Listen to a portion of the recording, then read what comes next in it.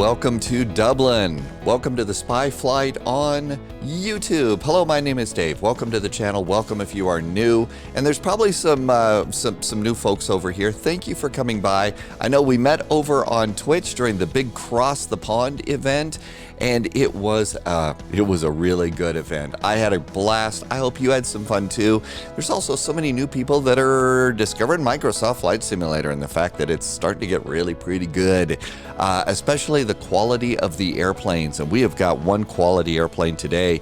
This is the PMDG 737. I'm flying the 800 model. Now, you may know your airline history. If you don't, unfortunately, Air Berlin is one of those airlines that is not with us anymore, but it is, it's one of those cool little airlines that we used to have. So we are parked at gate 317 right now on a trip to Berlin, of all places. Yes, so 317 in Dublin, and we are going to take the Air Berlin back to the new Berlin airport. If this is your first flight with me over here on YouTube, let me tell you a little bit about what's going to happen here. Again, PMDG 737, this is a full cold and dark flight, including all the flight planning that I usually do before the flight. Now, there are a lot of little rabbit holes that we're going to hop down, but stick with me, and maybe some of it will make your flight a little more fun too. Add-ons that I'm using, I use Navigraph, SimBrief, and Volanta. Those are three. SimBrief is not payware, that's free. Navigraph is payware, so Volanta, it's half and half, but there's a free version of Volanta. I also really like to use a website called SkyVector. I'll be showing you that. And as I mentioned, this is going to be spy flight planning. So I'm going to be doing what I call the stack of charts, and I'll show you what that's all about in Navigraph. I'm going to show you a little bit about fuel monitoring too, taxiing like a pro. And this is not the longest of hops. It's not the shortest of hops. But generally, I like to do short hops because that's the best practice, because the simulator's getting better. And you really kind of need to do, takeoff and landing practice if you want to start getting good at this. Again, if this is your first flight, this is YouTube. One of the cool things about YouTube is you can stop the video, go load up your simulator, and fly along with me. I try and explain which buttons I'm pushing, so as you're trying to learn these increasingly complex airplanes, you can kind of follow along. You can pause, restart, and rewind the video in case you missed something, and that's kind of a cool thing to do. I also like to suggest if you do fly along with me and it's one of your first times, within a couple of days or something like that, do a flight out of your own hometown airport. That just is a great way to remember all of the cool stuff that you might have picked up here, hopefully. And again, join us for the spy flights over on Twitch. We are flying, what are we flying? We are flying 6 days a week, starting at 1900 Zulu. All right, let's go ahead and go out to the airport. So the airplane is sitting here, and it's totally cold and dark. I have not done a thing. I will show you a little bit of my cold and dark startup stuff, and you might notice that I do have my main passenger door already open. Most of the pilots are going to probably find the main door open by ground crew, by cabin staff, because they're still in the office doing flight planning stuff, and the ground crew has already got the airplane up and running. So my cold and dark setup is two things. First of all, I have chocks in place. Three things. Chocks in place. I also have my main passenger door open so I can go put a jetway in place. And I have a power cart. So ground power is, it's also, sometimes the sim gets a little jumpy. My ground power cart is plugged into the airplane and we are all ready to go. I am also using GSX. GSX is ground services and special effects. We can come over here and grab ourselves a jetway. We will use the Ryanair settings here. And if you don't hear anything, it's because I need to turn on the sound. And here comes our jetway.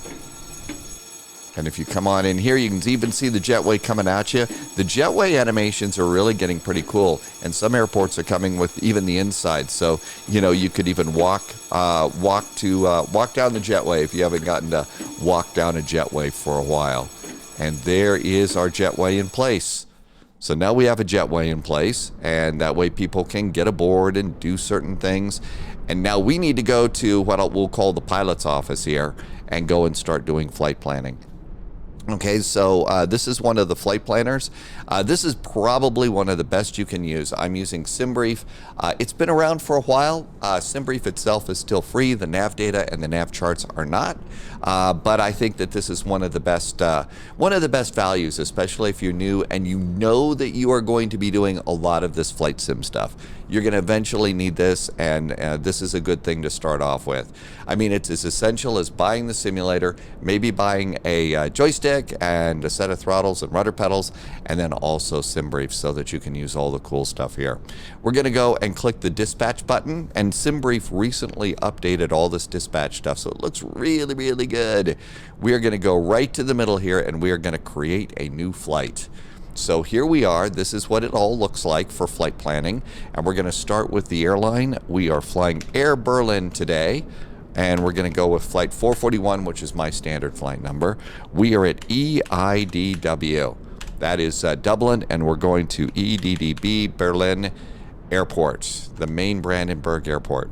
And generally, the flight simulator gives you a takeoff time about 30 minutes from now. And if you want to know what time it is now in Zulu time, click the little lines at the top left here, and you can see that currently it is 13:05 Zulu. So this says we're going to take off at 13:40 Zulu. How about if I give myself an extra 5 minutes? And you may think takeoff time. Come on, you know, this is a game. What do you mean takeoff time? Well, when you start to get involved in some big VATSIM events, your takeoff time all of a sudden becomes important. We had over 2,200 people on the last Cross the Pond event, so your takeoff time becomes important. And it's what real airplanes do. Let's go over here and grab our airframe. You can go and do it two different ways. I already have one set up for my 737. So B737, we're flying an 800, and I'm going to fly Air Berlin. So these are those airlines and airframes. These are things that you set up yourself within SimBrief. Okay, I'm going to eliminate the cost index because I want it to set automatically. The cost index that I did have set up was for United, but we are flying a new airline today. Let's see, we are going to use the Lido style of charts, which is default. It's what a lot of real-world airlines use, and you'll see that in just a second. I generally fly my 737s in pounds. You can fly a 737 in kilograms. I generally do it in pounds. So 737s are in pounds, everything else is in kgs. Taxi in and taxi out time, about 20 minutes. I'm going to go ahead and increase this just to 10, and that looks good. Contingency fuel and reserve fuel. If we were on VATSIM, I actually would be increasing my extra fuel down here. And I would probably increase it, depending upon the event, anywhere from 90 minutes to 30 minutes. Again, depending upon the event. Cross the pond, I kick my extra fuel up. You see how it's in pounds now? You can change it to minutes and put in 90 minutes there of extra fuel. So, you know, for your bigger event. This is going to be about a 2-hour and 15-minute flight, block to block, you know, so start up to shutdown. Right now, SimBrief is suggesting that we depart off of runway 16 and arrive on 7 right. Here is our flight plan route. And it looks like it's going to be a fairly decent route over to Berlin today. Okay, so all this looks good. This is really all you need to do to get a good basic flight plan. Let's go ahead and hit generate. And it's going to generate the map, generate the plan, build the maps, and there is our flight plan.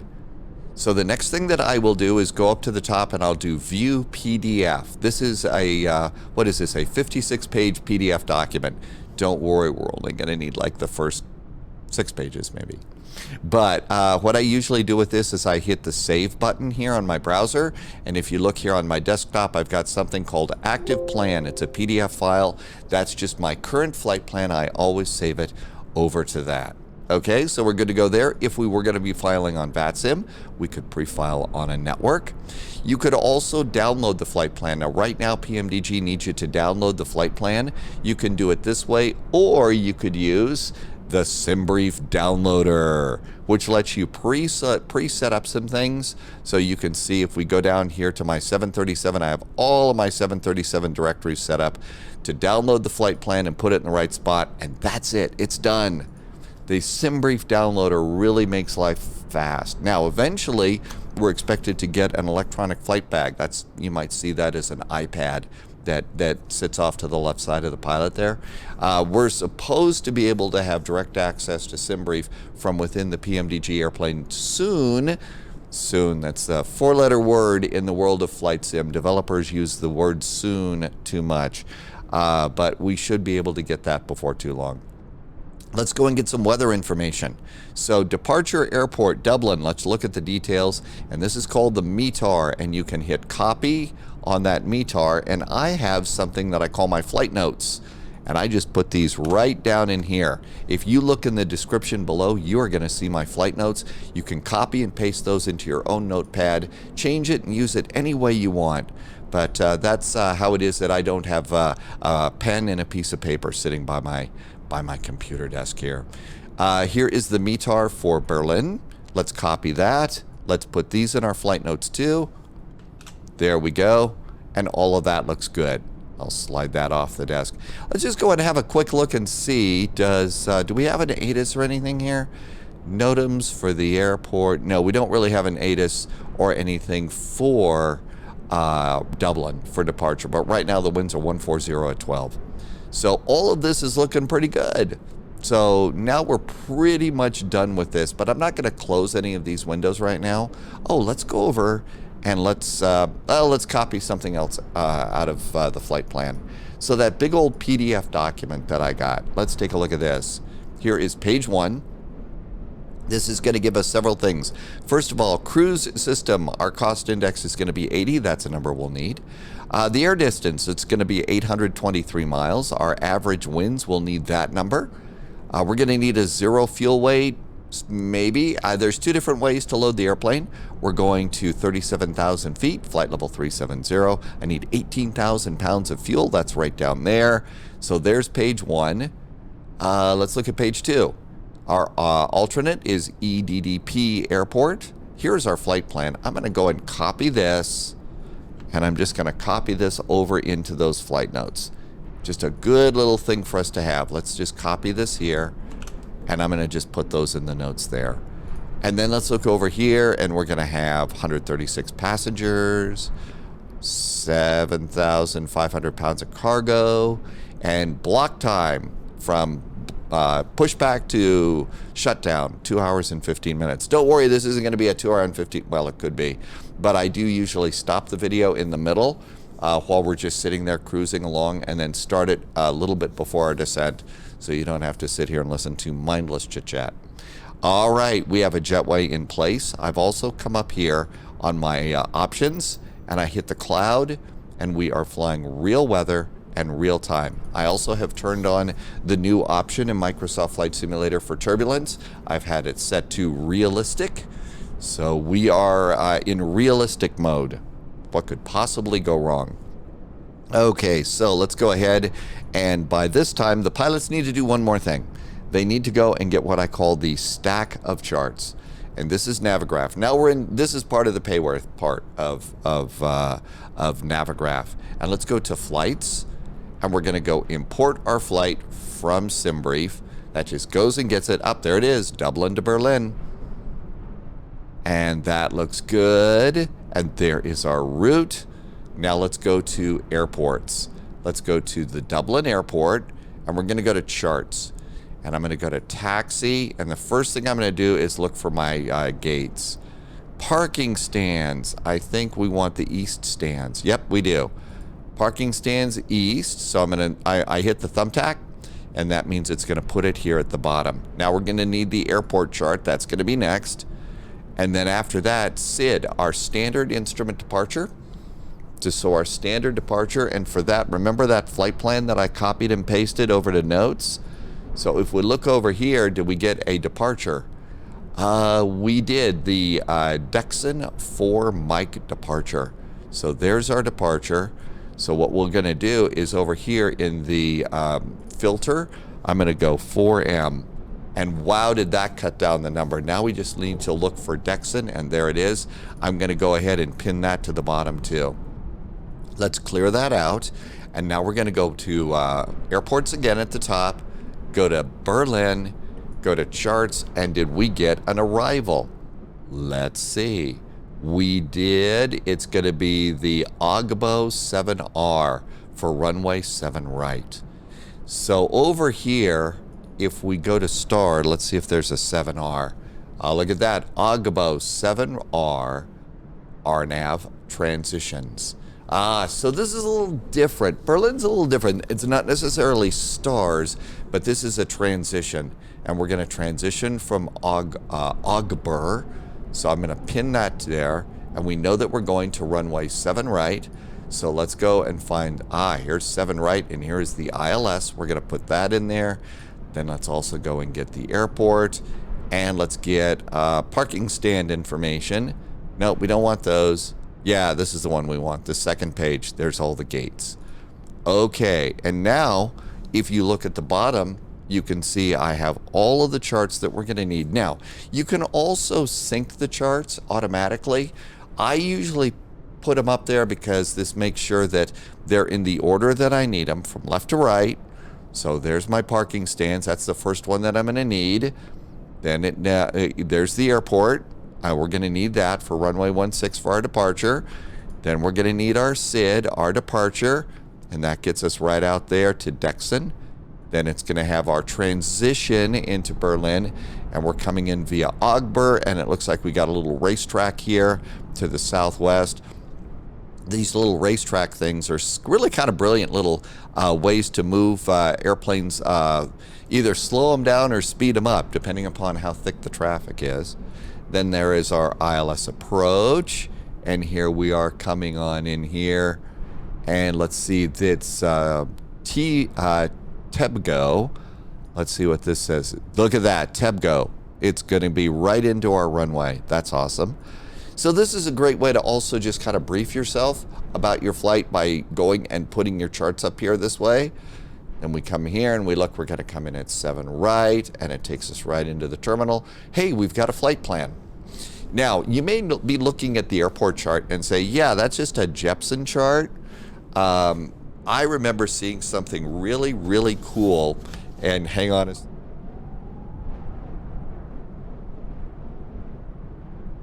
Okay, there's the obligatory sneeze. That's going to happen.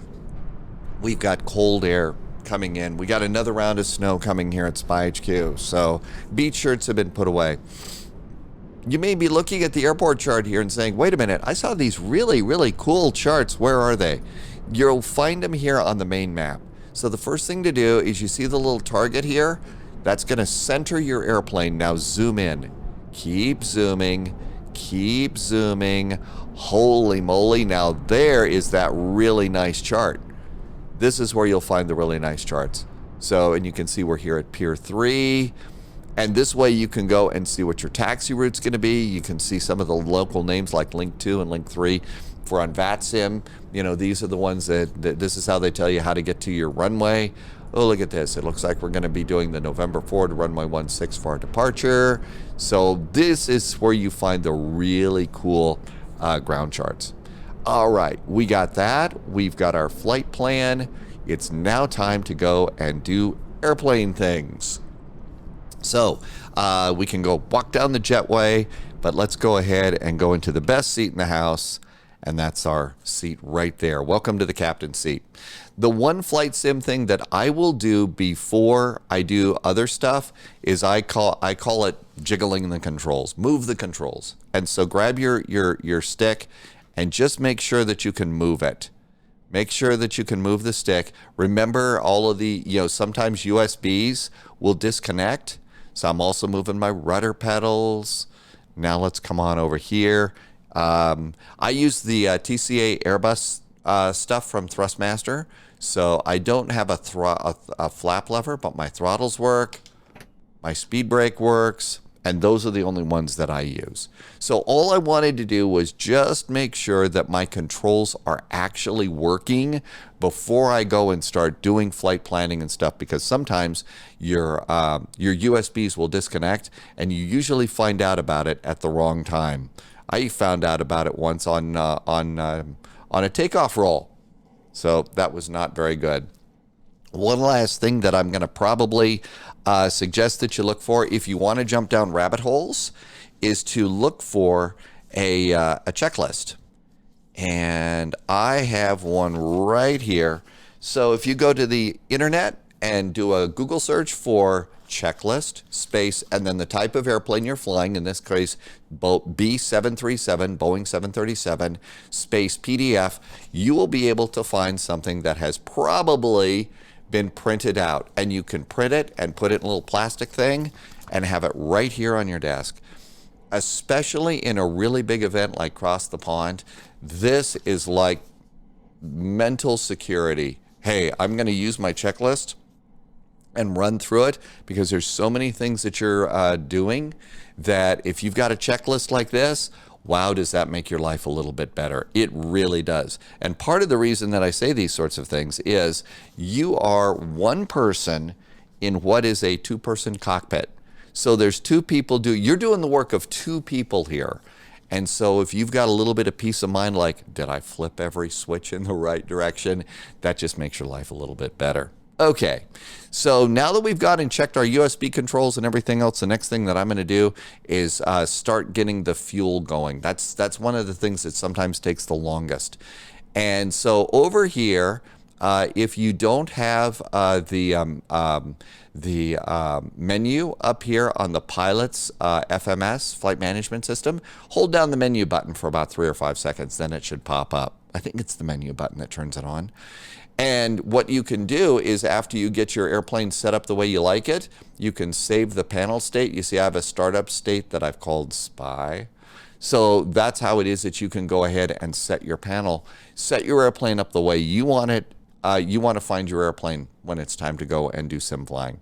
But what we're going to do is go to FS Actions. Now there's two ways to load the airplane. You can go to Fuel here and put in your fuel. You can go to Payload and put in your 0 fuel weight. Or you can come over here to Ground Services and take a little bit longer if you want a little bit more immersion. You can see that I have a ground power cart in place. I also have my wheel chocks. Let's go to page 2. And there's where you put fuel in. So go to your flight plan, and this is on page 1, and you want block fuel. Block fuel at Dublin is 18,545 pounds. So 18,18545. Put that in the target box and request your fuel truck right now. First thing, get that fuel truck rolling out to your airplane. Now let's go to the next page. This is passengers. We have a jetway in place. The doors are open. So let's go to page 3, and we are going to have 136 passengers flying with us today. So 136. That's what I go in there. And I'm a little bit, I guess, old-fashioned or something. I always thought you didn't board passengers until after you were done fueling the airplane. Apparently, you can board passengers while you're fueling the airplane now, so... but I'm just going to let them sit there at the gate a little bit longer.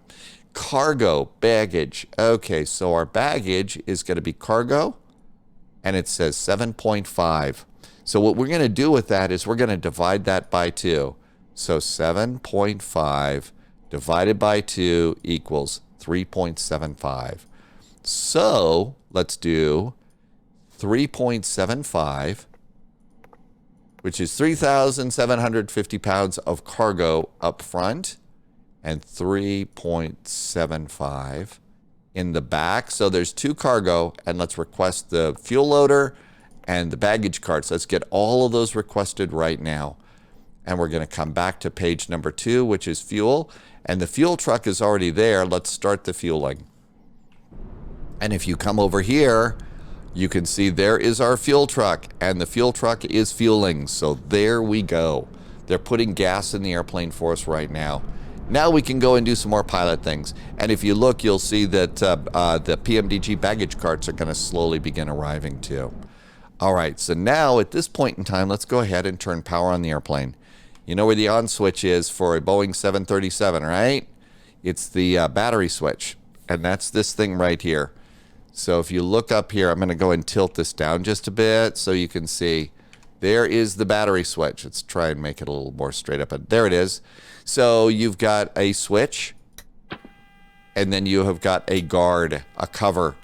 So it's on and guarded. That way, you know, you can't turn the system off when you're flying. Okay, now we're going to come down here, and because I have my ground power set up, let's do ground power. Let's turn it on. Ooh, now all of a sudden the airplane's starting to make more noise because we have that ground power cart supplying more power to the airplane. One of the first things you're going to do is go over to position lights and turn it to steady.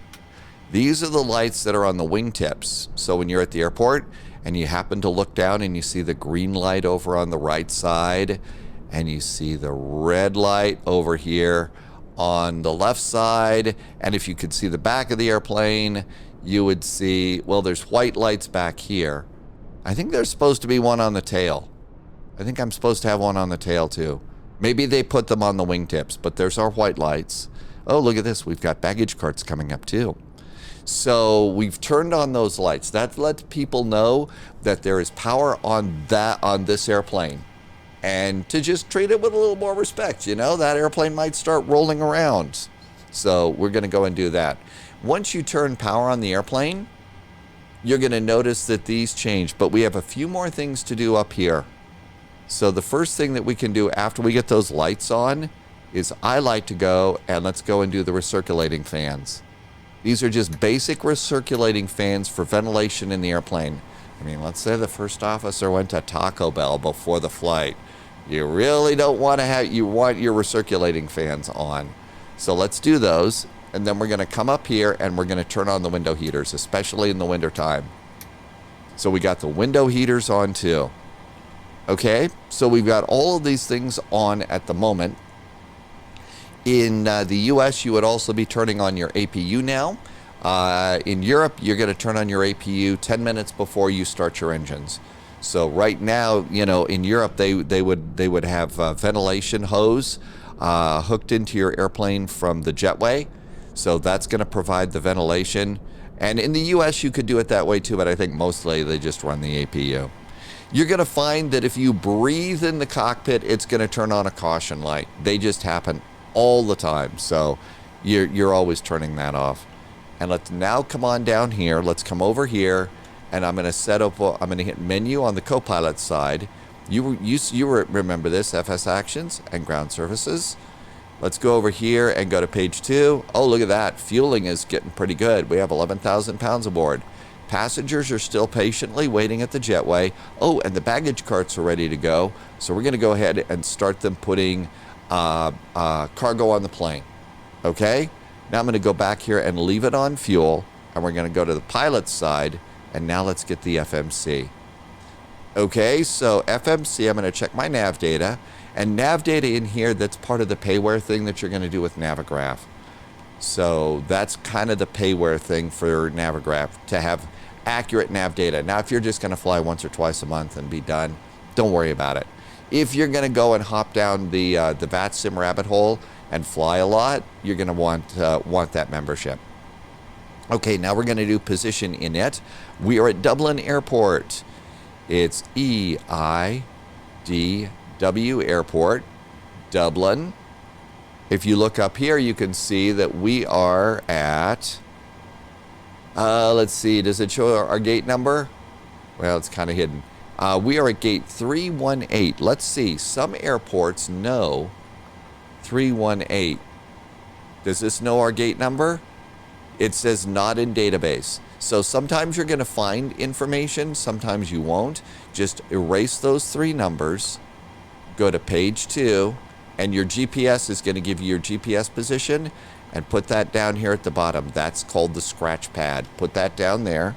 Now we're going to look up here, and we got to look way up to the top, and we're going to zoom in over here. Here's your navigation system, and you're just going to do IRS-1, the left side to nav, and the right side to nav. Okay, so as that's going on, look back down here, and eventually you're going to see a bunch of boxes show up. There they are. So all you have to do is click by the boxes, and that takes whatever's in the scratch pad and puts it in there. What we've just done is told the airplane where we are, given it our latitude and longitude, so that this process up here will go a little bit smoother. it'll go faster. The airplane knows where it is. So we got that going. Let's see what's happening with fueling. 16, 40, 18. We're almost done fueling here. That's pretty good. So while we're doing that, let's go to the pilot side and let's go to the route. And you see it remembered that you put in EIDW for your departure airport, put this into origin, and then after that, hit flight plan request. If you downloaded your flight plan like I did, then you have PMDG 737-2, 2 flight plans here, and here is one for EGPH, and here is one for Berlin. Let's select our Berlin flight. And it's going to think about it for a second, and then eventually it's going to give us the option to load it. Maybe I have to hit request. I thought I did. Oh, okay. Yeah, I have to. Yep, you have to hit request it, and then you can load it. There we go. Now that it's loading, let's come on over here to the fuel. 18,545. The start thing has gone gray, so we are now officially done fueling. So let's release the fuel trucks, and it's going to give you some updates on your data, your download. Let's get rid of that. Let's go to the next page, and I'm going to start the passengers walking down the jetway now. And we're going to come over here, and now I'm going to monitor the loading of the cargo. Okay, so this is looking pretty good. Let's come on down here and do some flight plan stuff. All of our data is here. We are flying, give yourself a flight number, BER. So Air Berlin, flight 441. Put that in there.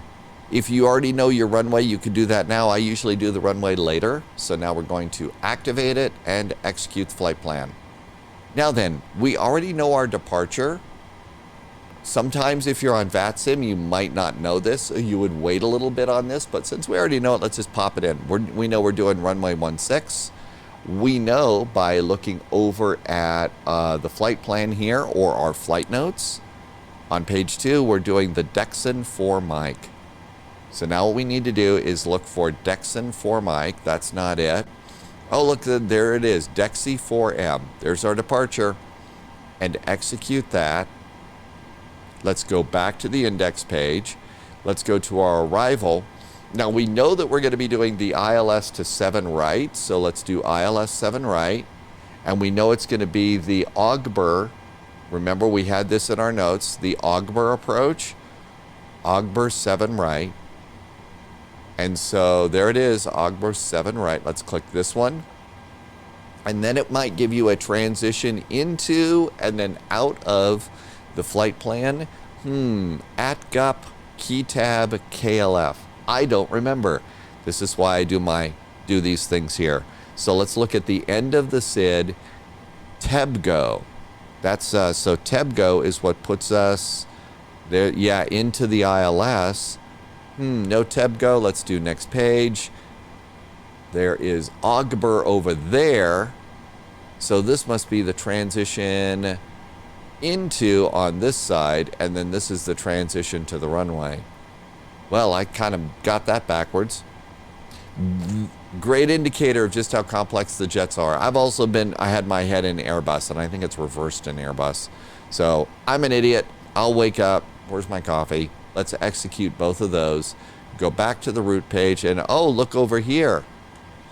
They're done. Baggage is done loading. So let's release the baggage carts. Release the baggage carts and go over to the passengers. 43 passengers are aboard.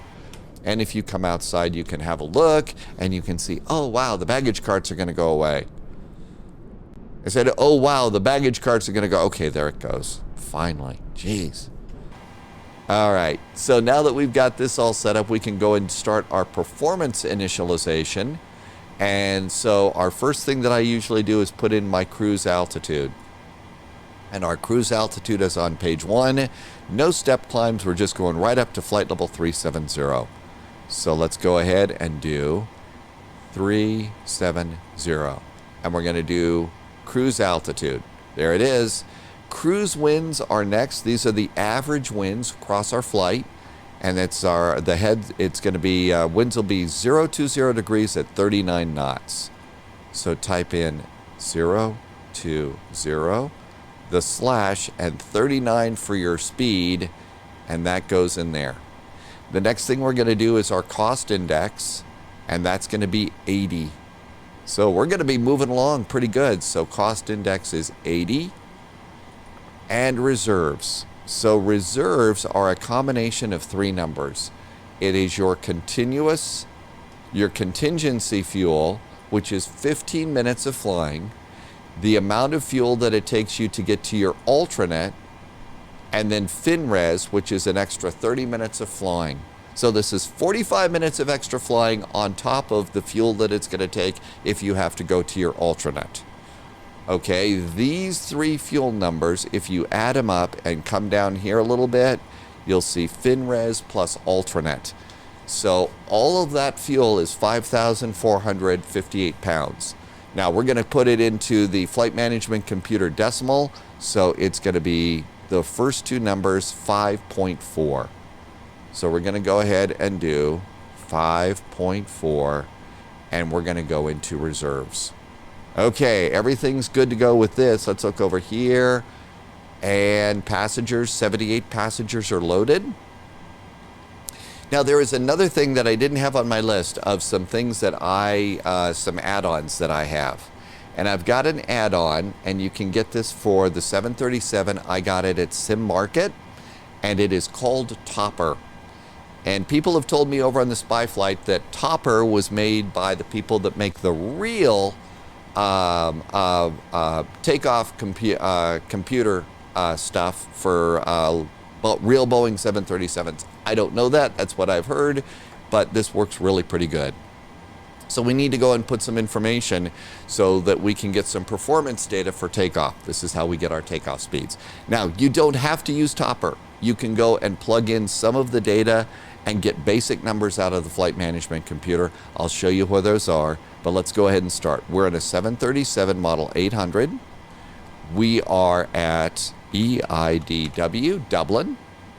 We are taking off from runway 16. We are using the full length of the runway, and our conditions, it's dry in Dublin. Okay, we're looking good here. Wind, weather. We're going to need some weather data.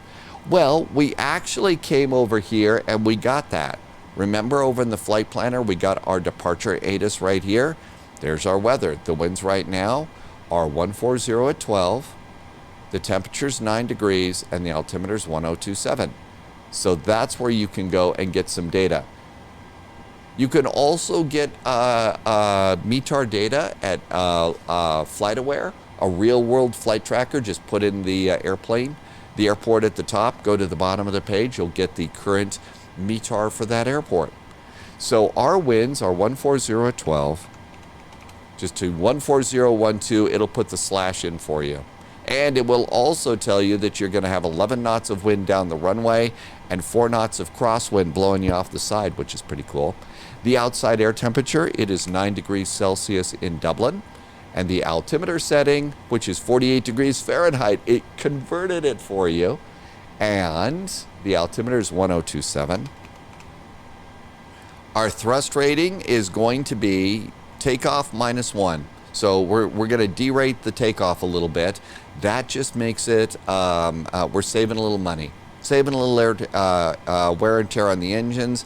And we're also not polluting as much. The bleeds are going to be on, air conditioning is on, passenger comfort, and my anti-ice is going to be off.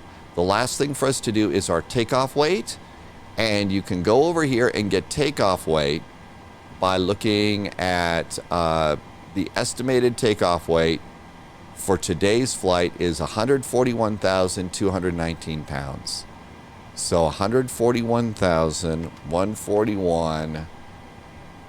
219. That's an estimate, but it's a pretty good ballpark for us right now. And with that in there, you can see the calculate is now blue, and now here is all of our takeoff data. Flaps are going to be 5. Runway is going to be 6. Runway 16.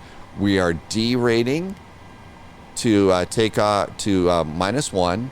Our temperature's 49, and our speeds are going to be 142, 149, 157. Let's just shift this over to the side for a few minutes and see how the passengers are doing. Passengers are aboard 136. So let's hit 0 fuel weight. This is an automatic number that it goes and gets based on the weight of your airplane, and execute that. Our gross weight is 145,000. We're planning 141,000. So that's ballpark. It's not great. It's not terrible. So transition altitude. This is where we reset the altimeters. If you come over here and go over and take a look at transition altitude is 5,000 feet. So let's go ahead and put 5,000 feet in. And that goes in there. That'll remind us to flip the altimeters at 5,000 feet. And all of this is good. Let's go over here and do N1 limits. And remember that selected temperature. So we're going to tell the airplane that our selected temperature is 49 degrees. 49. And I'm going to derate -1. And let's go to the takeoff page. We set flaps 5. Just click the center of gravity. This is another number that automatically populates and gives you your trim setting for takeoff. And then if you start plugging these numbers in, you see how it's already given you some suggested numbers. Topper is so close. So topper says 142 knots is going to be V1. 149 knots is my rotate speed. And 157 is my V2. So you can see they're close. All right, and then it does a little bit of math here and gives us a takeoff weight of 145.0. I said 141. Okay, it's not an exact number. I don't have an exact fit yet, but this is about as close as it's getting for me. This 157, let's come on up here to the autopilot and put that in as our first speed for takeoff. So 157. Now we can go to our charts over here. And let's get the runway heading for takeoff for runway 16. It's going to be 159 degrees. So 159 is our heading for takeoff. And sorry about the sniffing. It's getting chilly out here. And then the last thing we'll do is remind ourselves of the top altitude for our departure. What do we have? Do we have a top altitude? There's transition. Some departures are going to give you a top altitude. We're doing the Dexon departure. So flight level 230, it doesn't give us a cleared altitude for all of these, but right around flight 23,000 feet is it looks like it. Some departures are very specific, some are not. We're going to go ahead and put that in for this. The point is that ATC on VATSIM expects you to at least look for a top altitude unless they give it to you. And in my startup flows, when I have these 3 boxes set, this is when I turn on my flight directors, and flight directors are good. I'm going to go and turn on the left aft fuel pump here, wait for the light to go out, and we're going to go and turn on the APU, which is flip the switch to on, click it to start, it will flap back. The EGT will immediately pop up, and if you come outside behind your airplane, you'll hear the APU start to spool up. Notice how it is that we've gotten rid of all the baggage carts are gone. We're almost ready to go. So let's see, let's go and do a few more pilot things. Squawk code, if you're on VATSIM, squawk code, I'm just going to squawk 2000. We would have also been on frequency getting a clearance and all that other stuff, but this time we're not going to worry about that. So takeoff ref is already good. Now then, I'm going to come down here and we're going to go and put on the parking brakes. So if you have rudder pedals like I do, push them all the way down and pull the parking brake lever. I also just locked my gamer chair in and made sure that I don't tilt back, because usually when you push your rudder pedals down, your chair's going to tilt back. It's very embarrassing if you're doing a live stream too. Altimeter.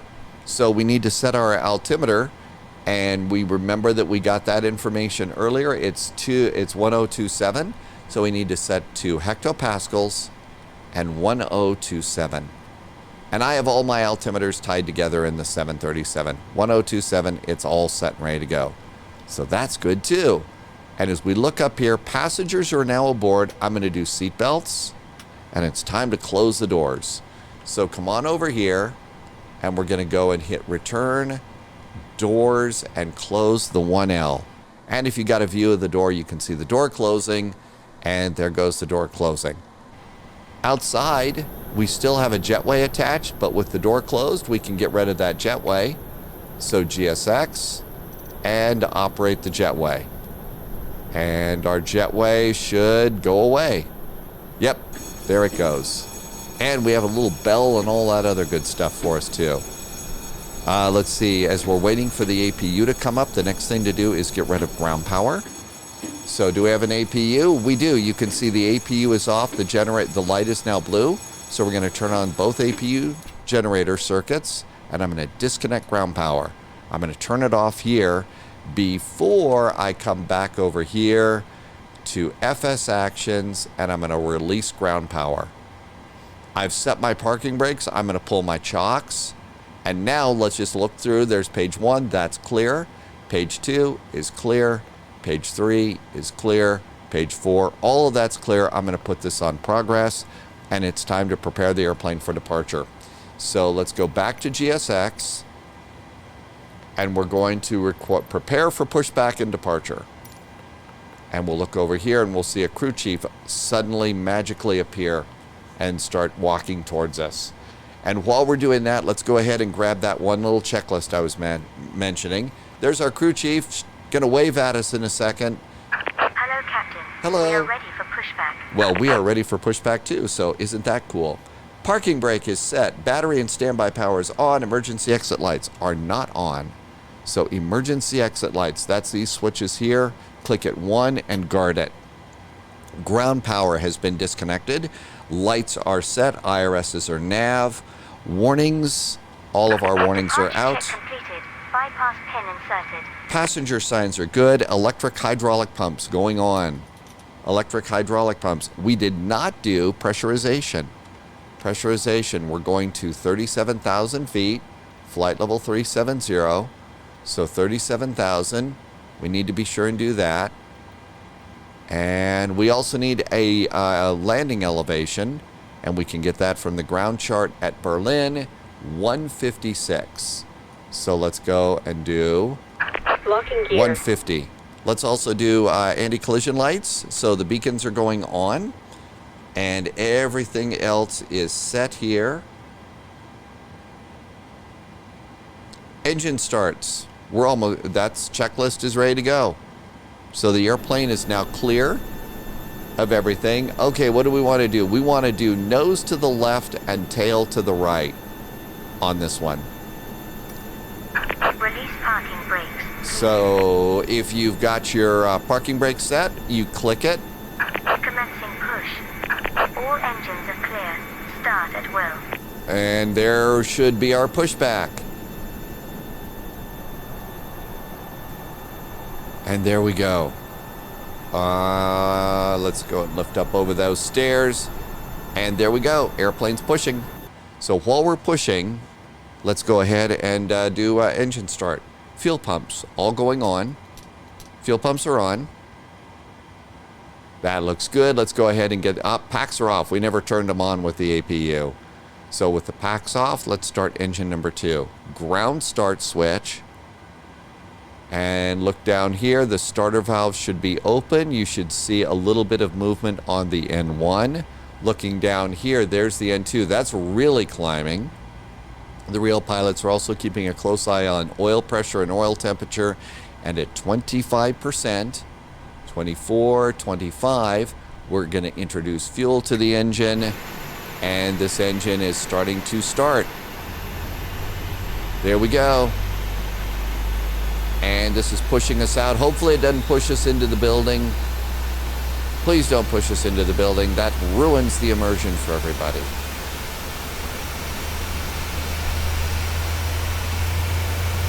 Engine start sounds on the airplane are really pretty good.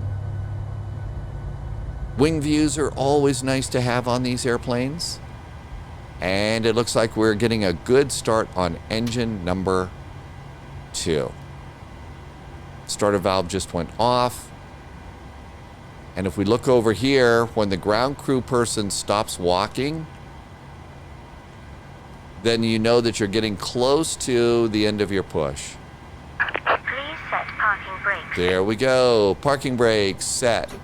Waiting your confirmation for a good engine start. And at this point in time, we can come up and click GSX one last time, say, yes, we have one good Cockpit engine to start. ground. We have a good engine start. And then go You can back up to disconnect. GSX and click it one more time, which deselects it, which is nice. And while they're disconnecting, let's go ahead and do ground start for engine number 1. So ground start, starter valve is open, a little bit of action here on the N1. I look down here, you can see the numbers are starting to increase here. 25%, just like the other one. Engine start sounds on this airplane really are pretty good. 23, 24, and 25. Fuel. And there goes that engine. And the starter sounds are pretty good. So the starter sounds are Tow good. truck disconnected. Bypass pin removed. Left is clear. Right is clear. There goes our engine start sounds. Really pretty nice sounds. So after this, there goes our tuck, our trug. Hey, wait a minute. Ryanair is pushing us back. And now we're waiting. So our ground crew is going to come out. And she's going to hold up the gear pin flag to let us know. Hey, let us see. They pulled the gear pin. And then we'll get a wave. That just says, hey, you are now clear. You could actually taxi your airplane. So there's the gear pin. So gear pin's going to be up there. She'll put it back down. And then after that, she's going to do it one more time. Salute, release from guidance. Goodbye. Have a great day. And then she heads on over and gets ready to do the next airplane. Bye. Thank you. Okay, so at this point, if we come here, we got 2 good starts on our engines. So the first thing I'm going to do is turn the packs on. Passenger comfort. I'm going to do my generator switch over now to the engine generators from the APU. Let's turn off the isolation switch and the APU bleed. And we're going to look up here. And I'm going to turn on the probe heaters. And we're going to look way up here. And we're going to do the yaw damper. And I'm going to also come over here and switch the electrical generator metering system over to number 1. And we got 2 good starts on our engines. And at this point in time, all the generators are over. We're on the main engine generators. I'm going to turn off my APU. I'm going to go ahead and turn on my taxi light right now. And let's look down here. We're going to start taxiing. We actually should have squawked mode Charlie, turned on the transponder when we pushed back if we're on VATSIM. And so we're squawking mode Charlie now. Everything is looking great. I think it is taxi time. We're going to runway 16. So we look over here, and there's the airplane right there. So we're going to come out via 5, link to Fox 3, and we'll continue on out here to runway 16. I'm going to center this up now, and I'll set this just off to the side and use that as a moving map. All right, after engine start, everything is looking good. Generators are set, probe heat is on, wing and engine anti-ice will be as required, bleeds are on, packs are on, recirculating fans are good, isolation valve is auto, APU bleed is off, flaps. If it were snowing, I usually don't do my flaps until after we get to the runway, because you don't want to get snow and ice in there. So there goes our leading edge slats. There goes the leading edge slats down. And if you look over here, you should see flaps going down too. Elevator trim. So this was over here. Remember when we set the center of gravity, we got a trim setting. It's 5.7. This is not going to be too terribly exact, but we're going to go ahead, and that looks like about 5.7. Okay, so we got elevator trim. We could look down here. And nope, it's not there. It is this button here. So let's go ahead, and in the multifunction display, we're going to take all of these engine instruments down here and put them up here. And now let's hit the systems button, and then look down here, move the elevator all the way forward, all the way back, release it. There's ailerons, there's rudder. We're ready to go. So flight controls have been checked and set. I usually will turn that off about then. And auto brakes are set to anti-skid, are set to auto, RTO, excuse me. We can also arm VNAV and LNAV. I don't usually do my auto throttle until we get out to the runway. And I think we're ready to go. Parking brakes are off, lights are on. Now with this airplane, you are definitely going to need to add a little bit of power to get going. But once you get this airplane rolling, and rolling pretty good, then at that point in time, if you go back to idle, that's really about all you need.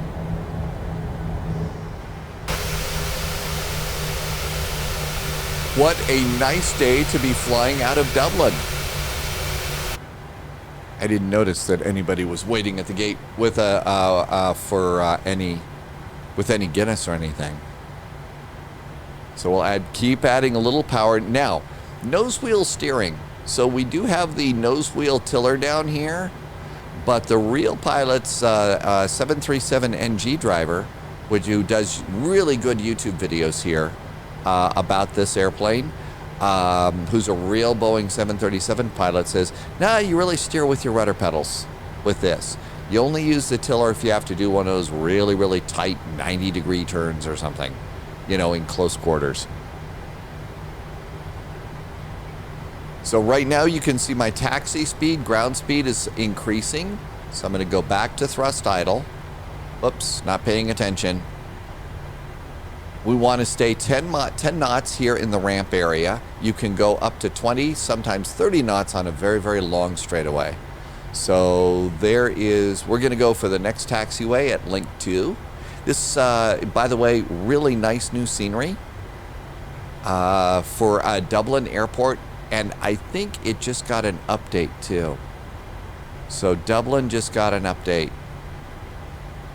Use minimum power. Okay, we won't go speeding. And there is our taxi turn for runway 16. We will use minimum power because minimum power is good. Okay, this should be Foxtrot 2. According to my map, it is. And now we basically just head on out to our runway. Now at this point in time, we could probably add, now we're at about 7 knots, so we could add a little bit of power here. And now's also a great time to take a look at a wing view. And if you look at a wing view and see, okay, this is usually about taxi speed. What's our taxi speed right now? 11 knots. So you really are not going to go at warp factor 10 on the taxiways. I'll let it increase to about 20 or so as we're going. Taxi checklist, auto brakes, taxi lights, that's good. We can slowly start getting the cockpit ready for takeoff. I'm going to do my starts to continuous. I'm going to hit my traffic button.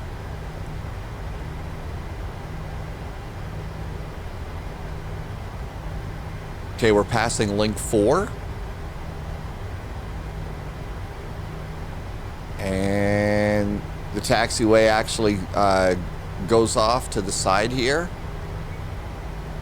Maximum wingspan is 36 meters.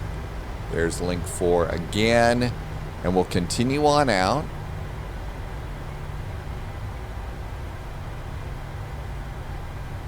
So now we're about 21 knots of taxi speed.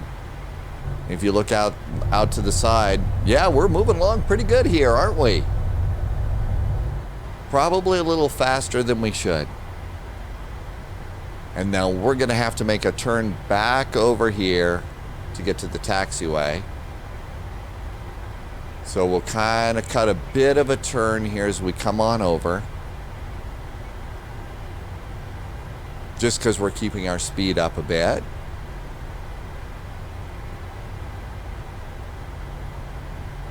There we go. That's link 6, and that even says so on the taxi chart. Use minimum power. Okay, we'll go slow. We're still moving along at about 19 knots, so we're still doing pretty good here. We're now at idle. We do have a runway. If we were on VATSIM, we would not cross the runway until they tell us to. That's an important one. So we're going to cross this runway, and then we bear off to the left. Pre-departure, fuel flow. We reset fuel flow. There's fuel flow. And here's our turn to runway 16. V speeds have been checked. Mode control panel is checked too.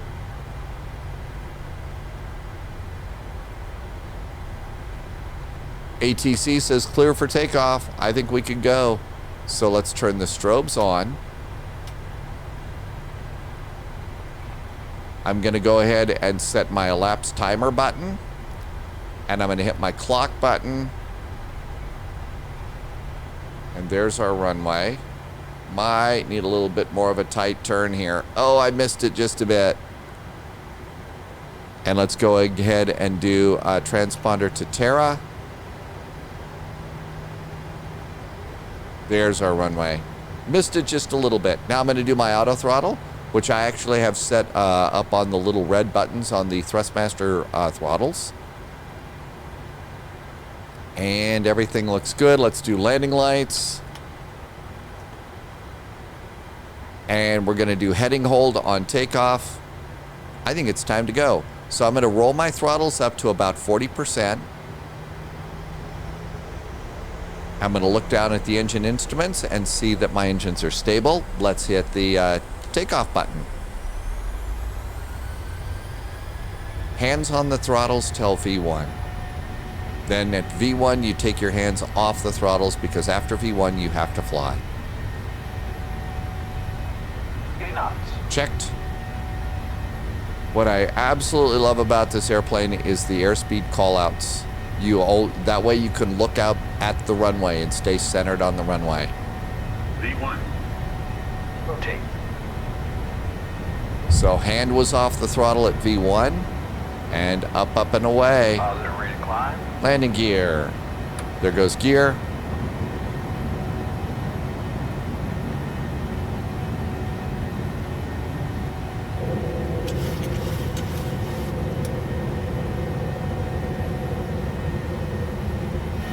Get a chance, go and have a little look outside the window when you're taking off.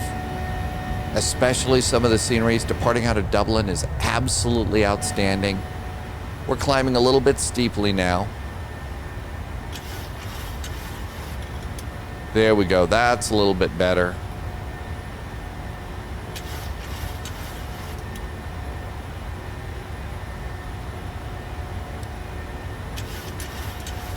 Let's get a little help from the AP. Command. Can't go to that, especially in a VATSIM event soon enough. Speed's coming up, so throttles can come up. And let's take a look at the legs. We're direct to DW01. Let's see if LNAV will take it. LNAV's got us. Up. How about a notch of flaps? Couple notches of flaps. And there's downtown Dublin. And somewhere down there is the original Guinness factory.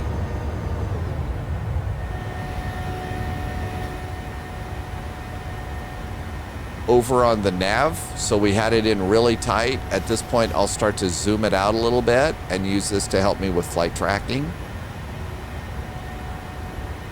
After takeoff checklist, auto brakes off. Landing gear off. And let's go down here and do leading edge slats can go up now. And a nice departure. There goes our slats. Out over the water. And we should start to make our turn. And I'm going to make my map a little bit bigger now. Let's get some data up there. And out we go. And all of this is looking really good. I mean, there's our flight plan. So, okay, we do have one discontinuity. We have that Ogber. Let's put it... Did I have another Ogber here? There we go. And out we go. I should have done that on the ground at the gate. Uh-oh, we're past 5,000 feet, so this just turns yellow. On the Airbus, the altimeter will flash at you. I kind of prefer having it flash at you. It says, hey, I need you to do something, pilot.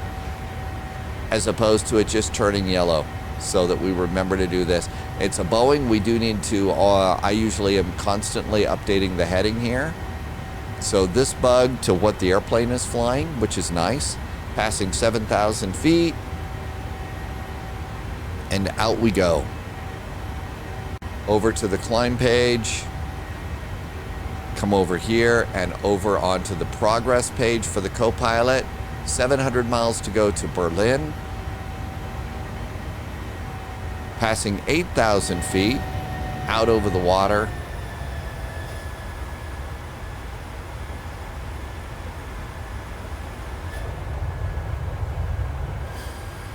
Coming into some clouds. The temperature outside the airplane is 2 degrees below 10.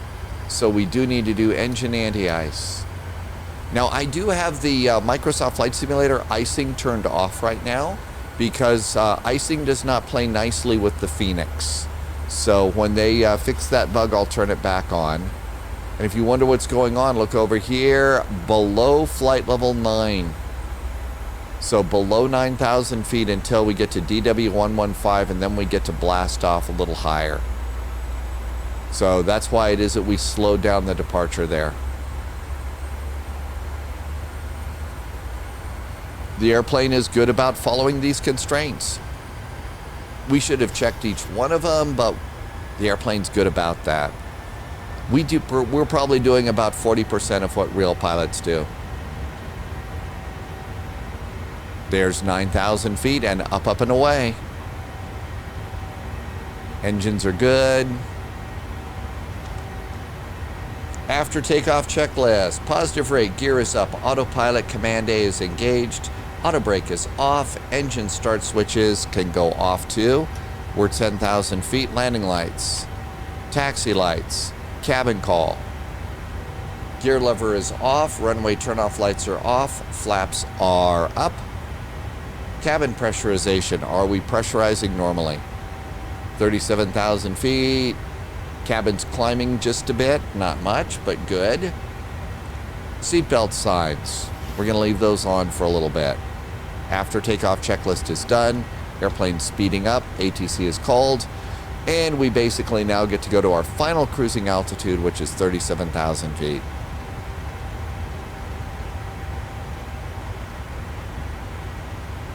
I think the only other airplane that is as complex and as well done as this is the Phoenix A320. The fly-by-wire is really nice too. The fly-by-wire is the free Airbus. Enhancement to the default Airbus. And our airplane is in great shape. What could possibly go wrong?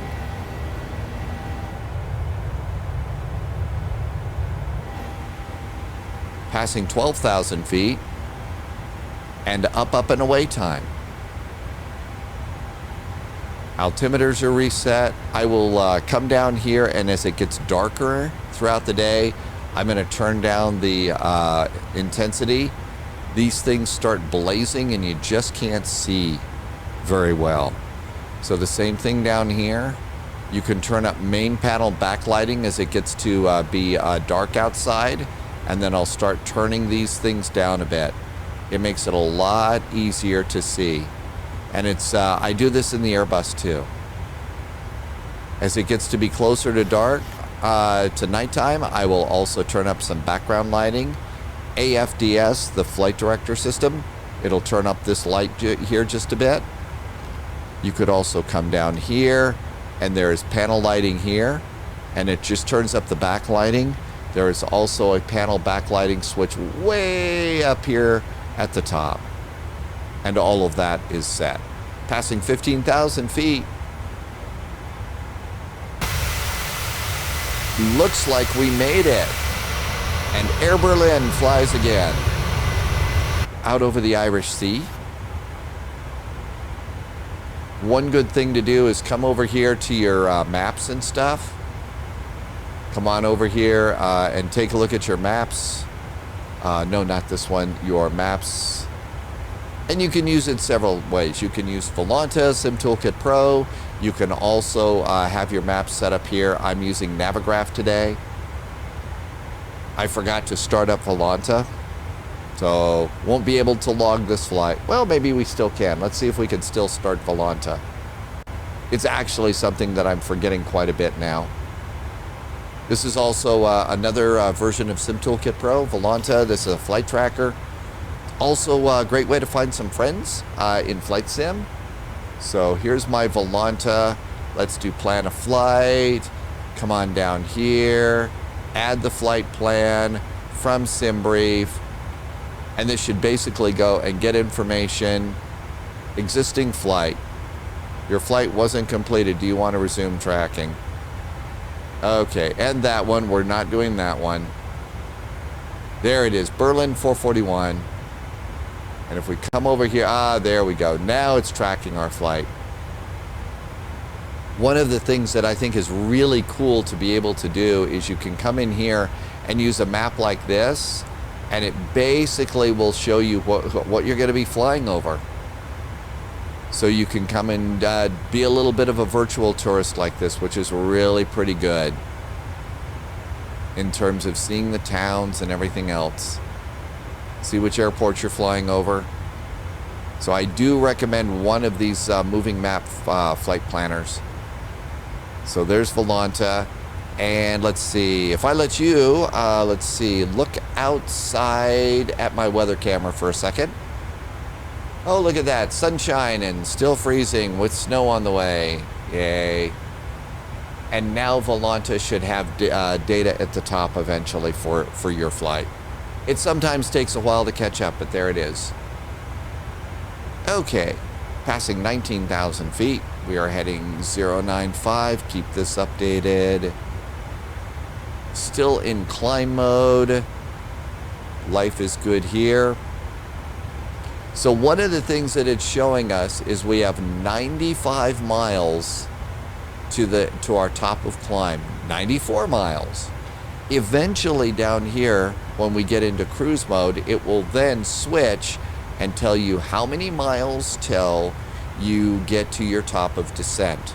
So generally, as we climb out here, all I'm going to do is monitor my fuel, monitor the flight plan, check the weather. It's also breakfast time here at Spy HQ. Oh, hang on a sec. I hit the wrong button. There we go. Sorry about that. Excuse me. Sorry about all the sniffing. It is still chilly and cold here and stuff. So anyhow, there's 90 right there. When this we get to cruise, it'll give us top of descent. Generally what happens is on climb out like this, when we're all done, the airplane's flying, I generally hit pause on the recording, and you should hit pause on playback. And then you get to sit back and enjoy your flight. And then when we get to around 75 miles to top of descent, start your player again, because I will start recording again, and we'll start preparing for our descent into Berlin. How does that sound? So let's go ahead and get that done. Everything else is great on the airplane. We are just crossing over the Irish Sea now, over the UK. We'll do the channel, go into Berlin, and enjoy the flight. See you at 75 miles from top of descent.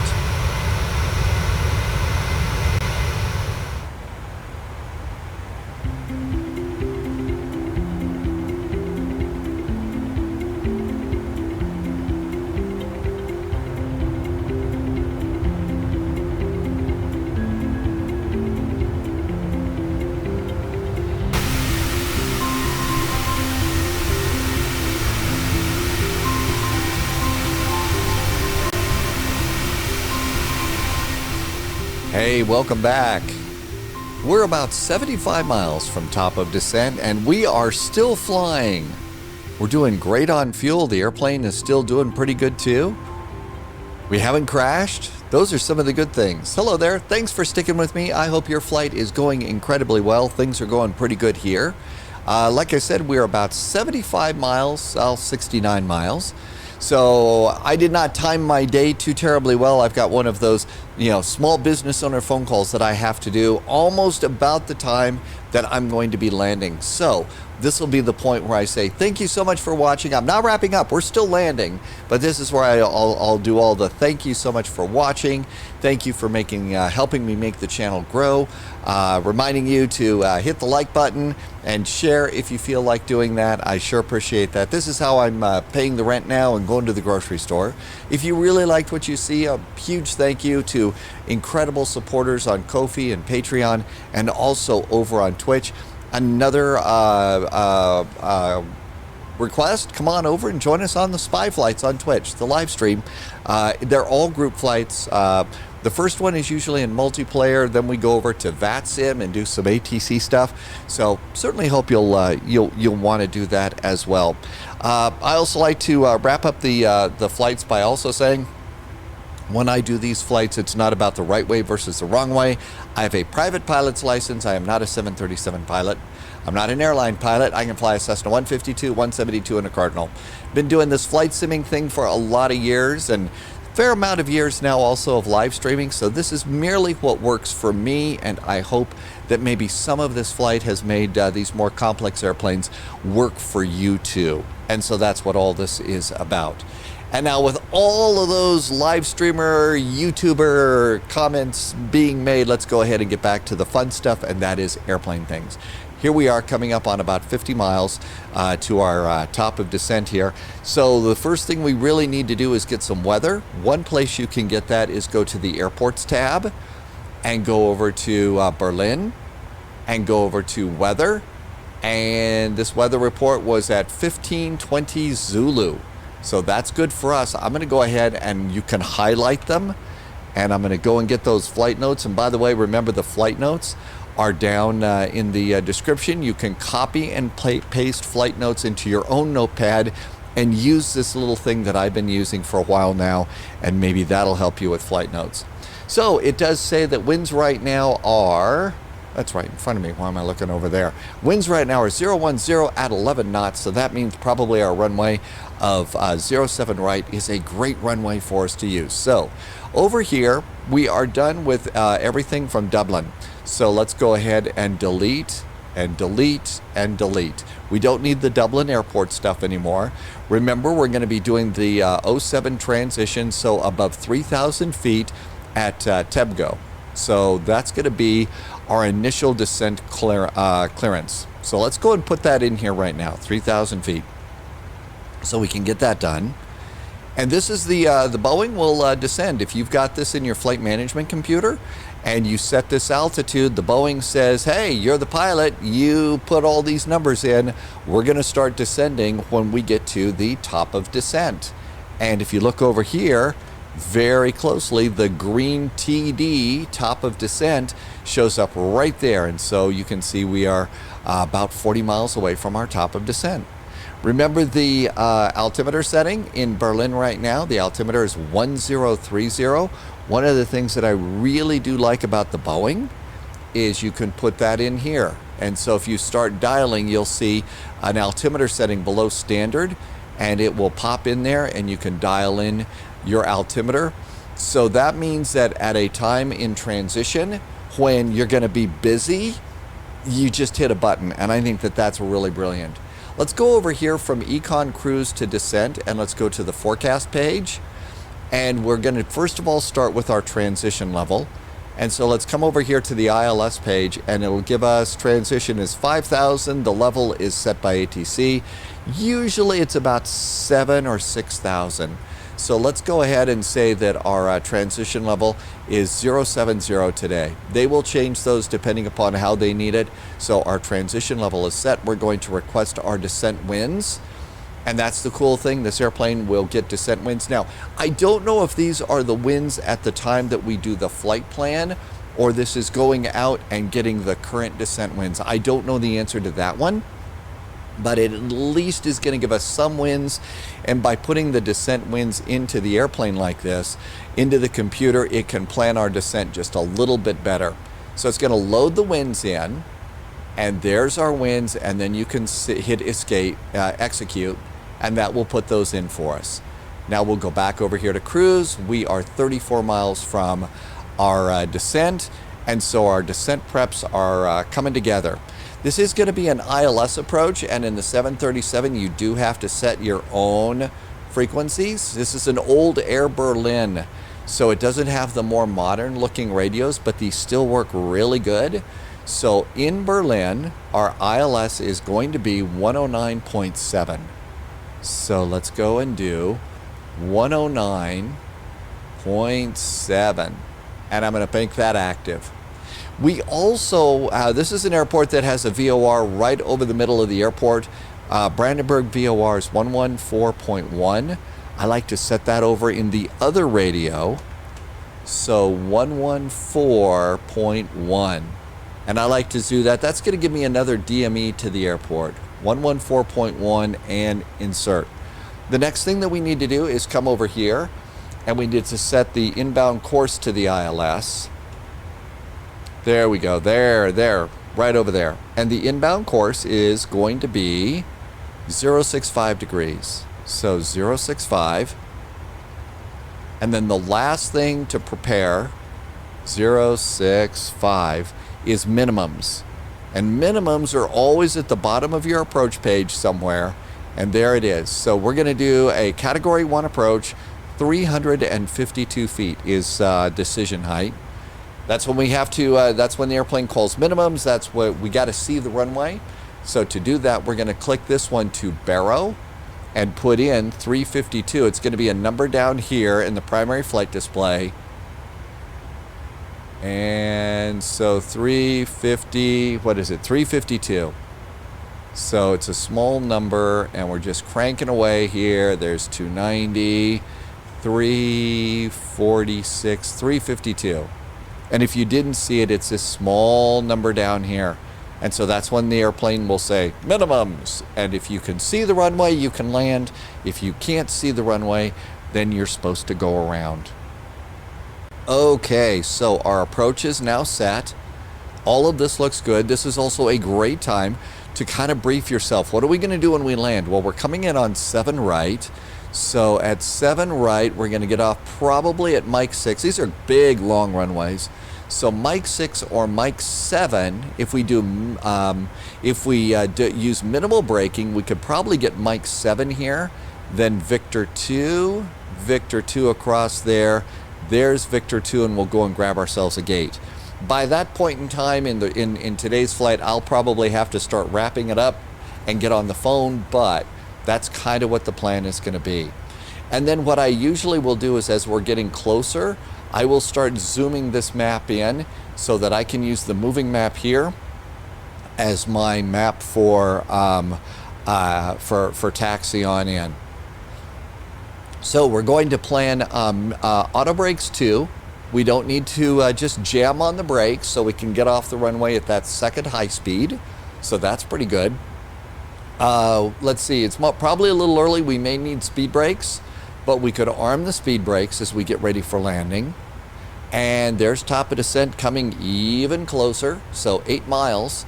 So now what we'll do is sit here and monitor our descent. Everything else is good. One of the things that I did, along with a very nice breakfast today, was I kept a close eye over here at that 7.5 that you see. That 7.5 is the fuel that we're going to have in the tanks when we land, remaining fuel. And remember, over on the flight plan, I was telling you about final reserve and alternate. I'm supposed to have 5.4. As you can see here, I'm going to have 7.5. We got more than enough fuel if we have to go around or do something, or divert or something like that. So that's some good news there. Other things we can look at on the progress page. We have a 19 knot headwind at the moment, which is cool to be able to check. There's a 26 knot crosswind. The temperature on the outside of the airplane is 56 degrees. And then there is our progress. I usually leave it on 1, so that's good news. After I hit pause, the only things that I did up here is I turned off anti-ice, and at 25,000 feet, I turned the seatbelt signs to auto.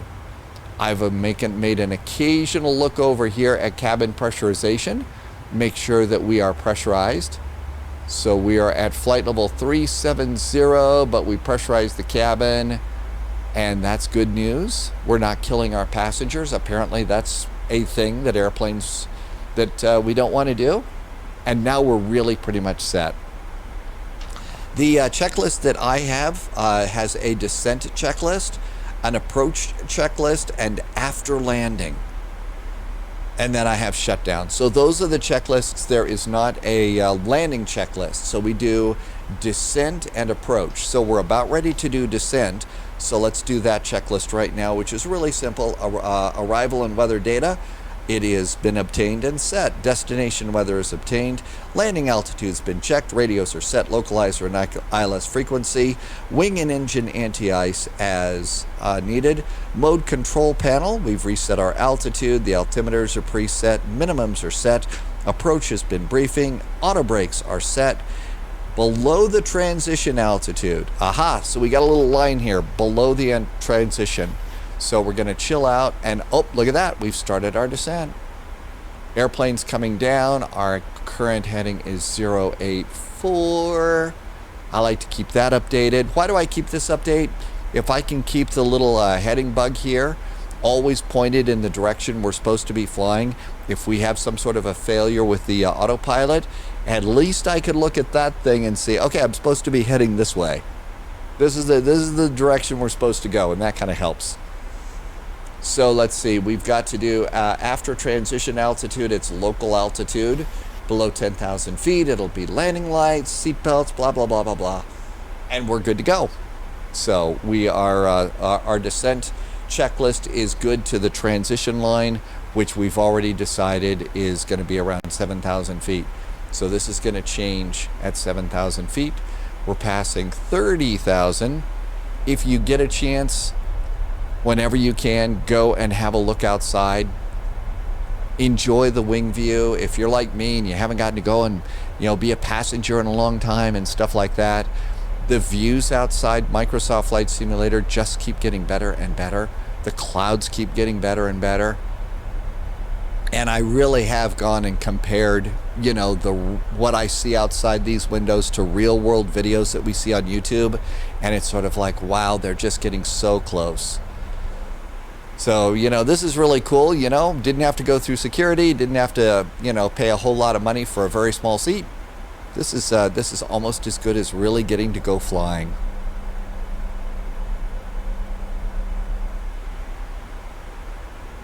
And everything's good here. You can also we also have approach and landing checklists here. So there's your landing checklist there. Engine start switches to continuous, speed brake, landing gear, flaps. All is good to go there. Time for a sip of coffee.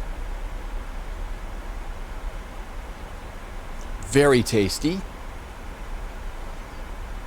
There's 25,000 feet. So as a simulator pilot, my little thing is at 25,000 feet, that's when I usually do seatbelts from auto to on.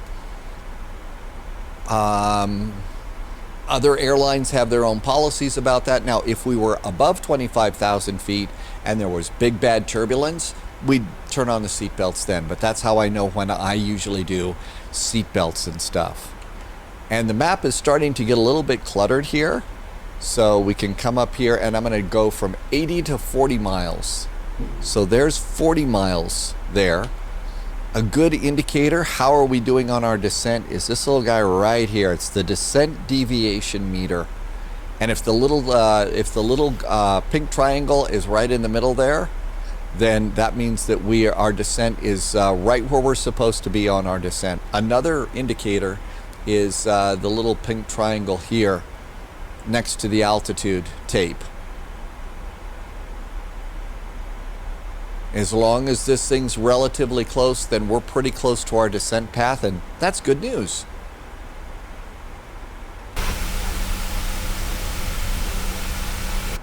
The airport we're going into, the new Berlin Brandenburg Airport, is a pretty nice airport.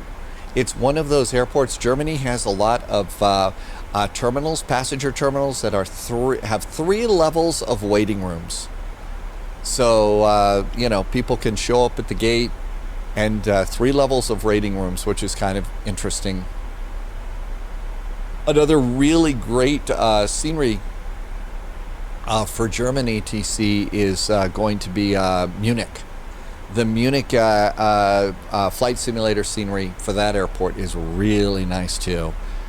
And these are a lot of these new airports are the kinds that are, you can also use the drone camera and kind of just go walking around the terminal a little bit.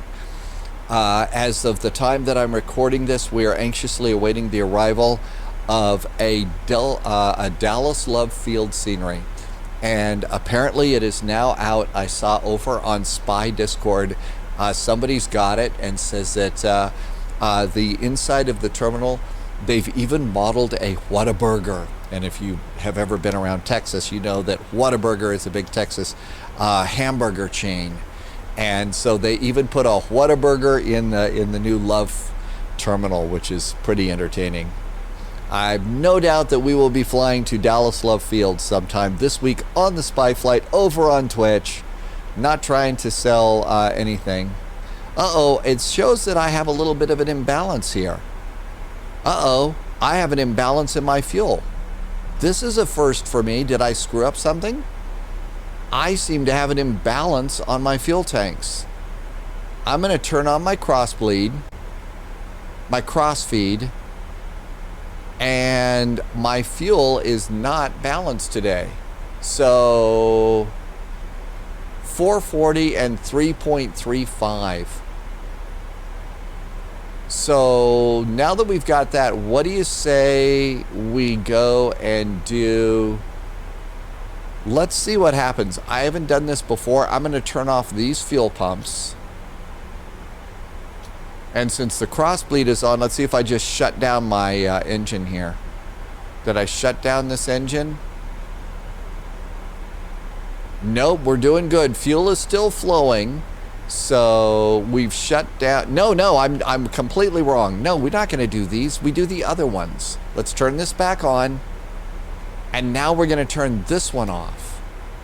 Let's turn number 2 off. We turned the lower fuel off. And that means we're going to be juicing off of the right side. And let's see. So we still have fuel flow.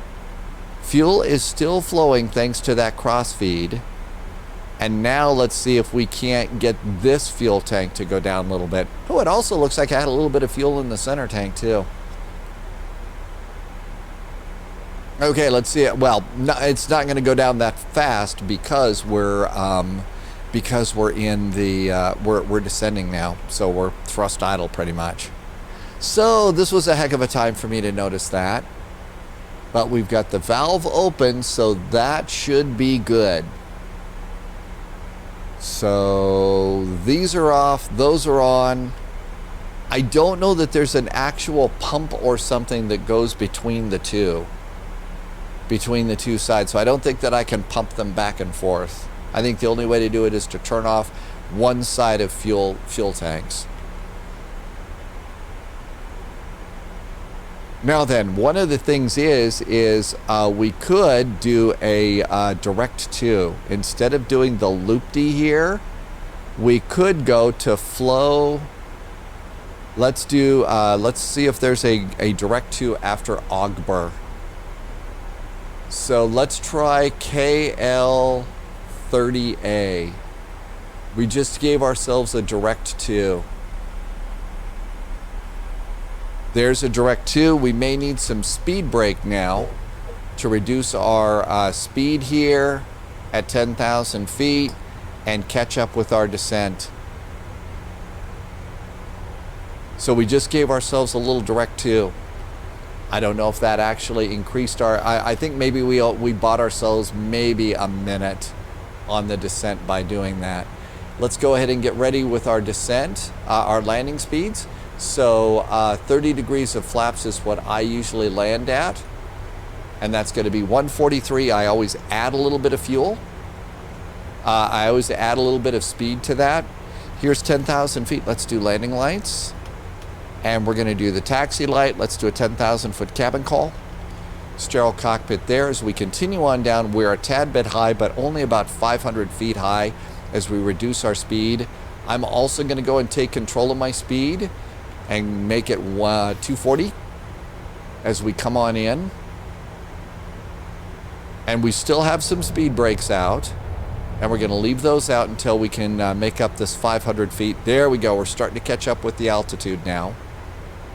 The airport, let's see, pretty close actually. We're 29 miles out. I'm going to go ahead and reduce speed even more so we can start throwing some flaps out.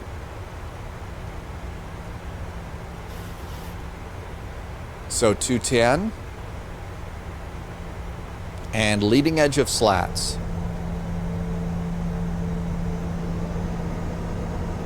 Looks like we got some pretty thick clouds up ahead. What's the temperature outside the airplane? It is -2. We're going to need to turn on engine anti-ice. Wow, we really have not done an awful lot here on terms of balancing out our fuel, have we? I have no idea how big of a deal that's going to be with the airplane. And we can go ahead and do another notch of flaps. Still a little bit of speed brake now. We're a tad bit high.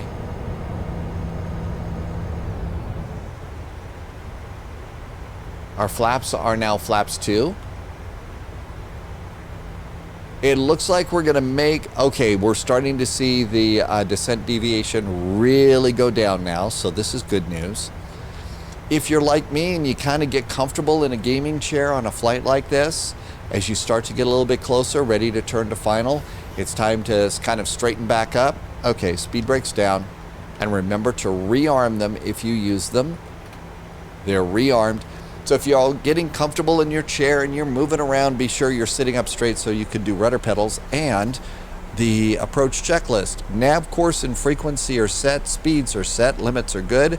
Speed brakes are armed. Approach mode, arm if required. Well, let's see here. We do have our ILS. Glide slope and localizer are relatively close. We'll arm that in a bit. Flaps are coming out. Engine 1 and 2 start mode. We're going to go to continuous. We're coming into some clouds. I'm going to do engine anti-ice, which is next. Autopilot is good. We don't need to engage Command B. We're going to make this manual. And we're good to go. So now we're pretty much set. The next thing is landing checklist, and that's on the on the yoke. So approach altimeters at 6,000 feet, then engine start, speed brake, landing gear, and flaps. We'll do that in just a bit. We seem to be pretty good as far as glide slope. It's the little white diamond, so we are catching up pretty good here with glide slope and localizer. I'm going to go ahead and let's go ahead and arm the approach now. Get a little help from that. That's going to help us out.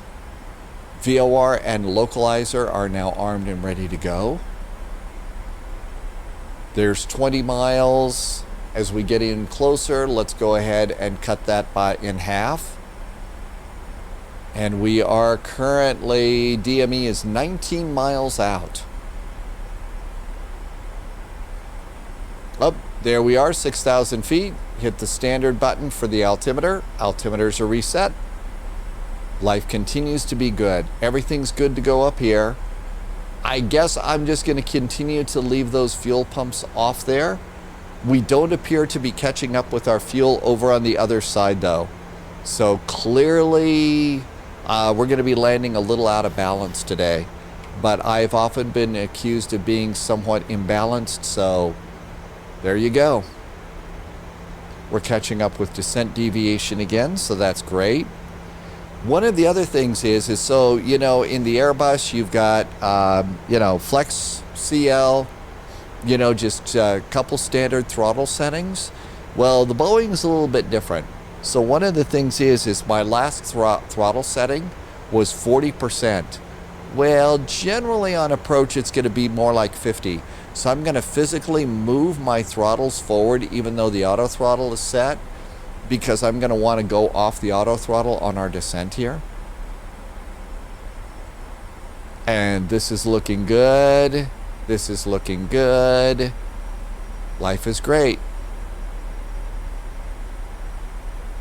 Another thing that I like to do is I'm slowly going to go ahead and start zooming in here. You can see we've also, we're not doing the racetrack. We're just coming on in.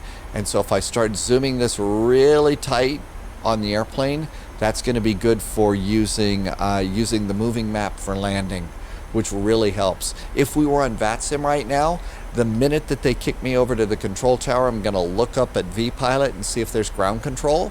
And if there is a ground control frequency, I'm going to pre-dial that in, because that's a time when you're really, really busy on the approach.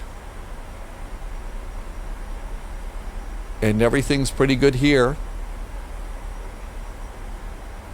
Still have it in balance though. Oh, look at that, 3.34, 4.4.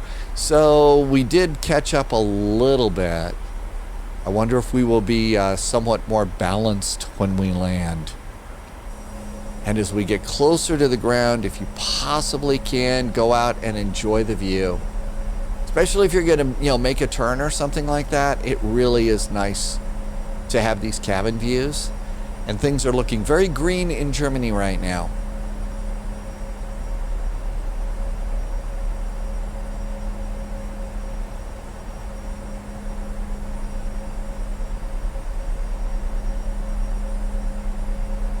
The sounds in the PMDG are getting better too. And VOR and localizer are both green. We're still waiting for glide slope. Glide slope is still white, so that means it's armed, but we have not snagged the glide slope yet. Let's also come over here and we're going to preset. We're going to preset the heading, and then a real pilot is going to come over here and look at the ILS and look at missed approach. And your missed approach altitude is 4,000 feet. So if we have to do missed approach, we're going to turn to a heading of 180 off the runway and go to 4,000 feet. So once we start down and we grab glide slope goes out, I'm going to preset this to 4,000 to remind me for missed approach. And if we look ahead, holy moly, look at that. There's the airport. We are on less than 10 mile finals. Reducing our speed to 180 now. And another notch of flaps. Glide slope is now armed. 4,000 feet is my go-around altitude. And let's go ahead, and we're getting close. So 143, we're going to call it 145. 145 for landing. That's about 5 mile finals. So 145 is our speed. And just roll out flaps with the schedule. By now we will have been kicked over to tower, so I will have looked to see if there's a ground control frequency.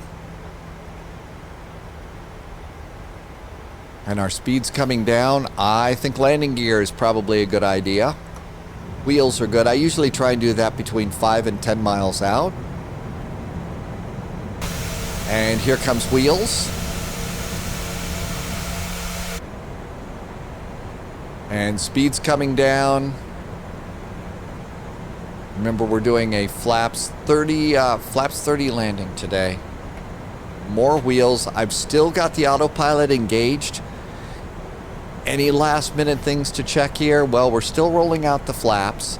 I'm looking at landing gear, 3 green, speed brakes, auto brakes, flaps still rolling out. And if we're on VATSIM or something right now, I would certainly not be worrying too much about getting off the autopilot because we're so busy, but now we're almost done. Everything's good. Landing checklist. Engine start switches are continuous. Speed brakes are armed. Landing gear is down. Flaps are set. Landing checklist is done. Enough of this autopilot stuff. AP is off. Captain's got the airplane. I'm also going to look over and see that my engine, my N1 is at about 50%.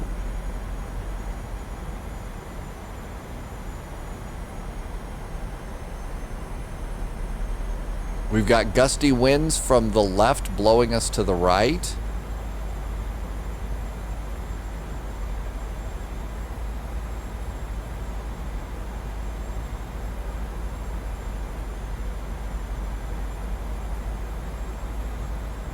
Auto throttles are off.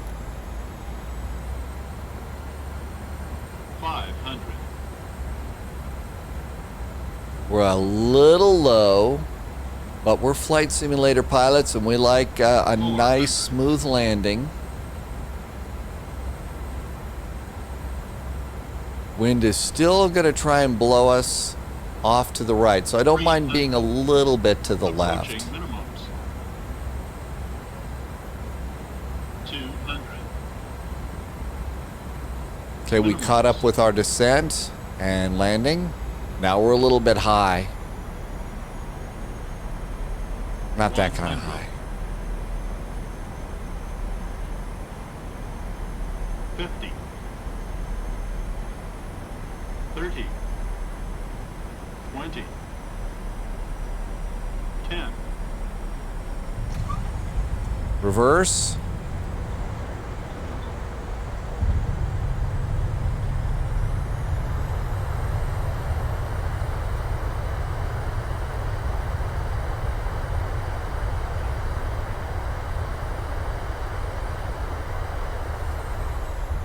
There's our high speed. Off on the high speed.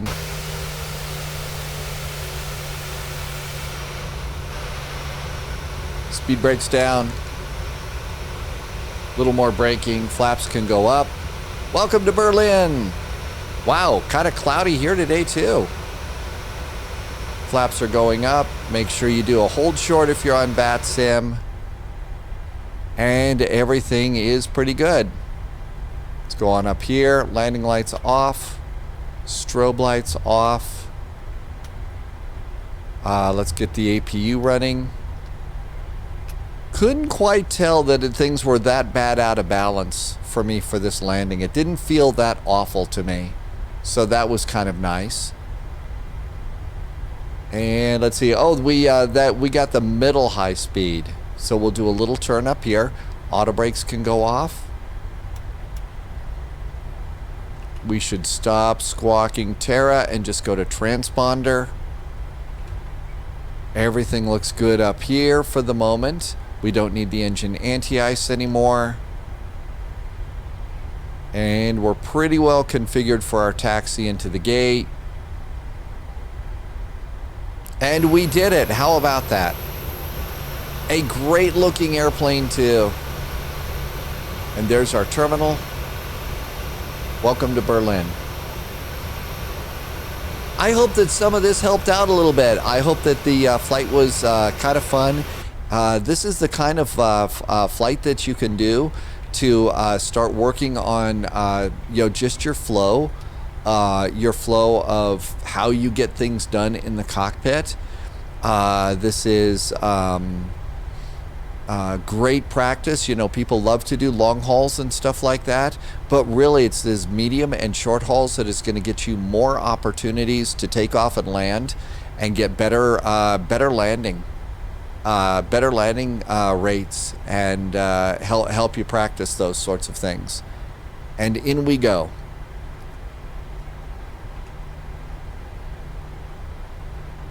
Taxiing a little bit slow right now, but that's okay. I still feel like the flight simulator physics means that the nose wheel kind of skids around a little bit. Maybe I'm just over controlling it or something, but it still feels like that skids around a little bit. And let's see, this is called Entry South is what this one's called. And we've got a number of gates here. We'll just grab this first one and shut down.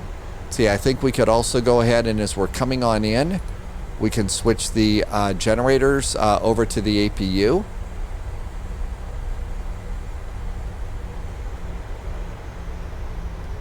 See, I think all of those decorations you see over on this next gate are for the arrival of a new airline that was coming in there. It was a celebration that I think they just left up there. And here we all are coming in. I'm noticing the gate guidance systems are beginning to pop on and work now for a lot of gates. I'm not able to see an awful lot of them, but they're starting to work better and better now. And we're going to go ahead and pop off the landing lights, which is really cool that the gate guidance is now finally starting to work. And just a little bit more. Come on, airplane. Just a little bit more.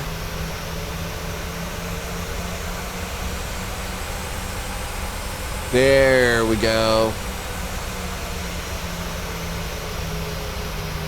That's probably pretty good right there. Not very great, but I got to get going. Parking brakes. And our engines are going to stop. And we did it. How about that? What a nice flight. Welcome to Berlin. I sure hope that you enjoyed this. I hope that this helps you take this amazing airplane off and be able to take off and land and enjoy. I will look forward to seeing you over on... next time I'm going to pop up will be early tomorrow morning with the pre-flight briefing on Patreon, and then at 1900 Zulu, 3 o'clock Eastern time, that's on Twitch. Not sure where we're going yet, but we will have some fun flying around. As always, this is a point where I like to stay healthy, stay safe, happy landings, and we'll see you in the friendly sim skies.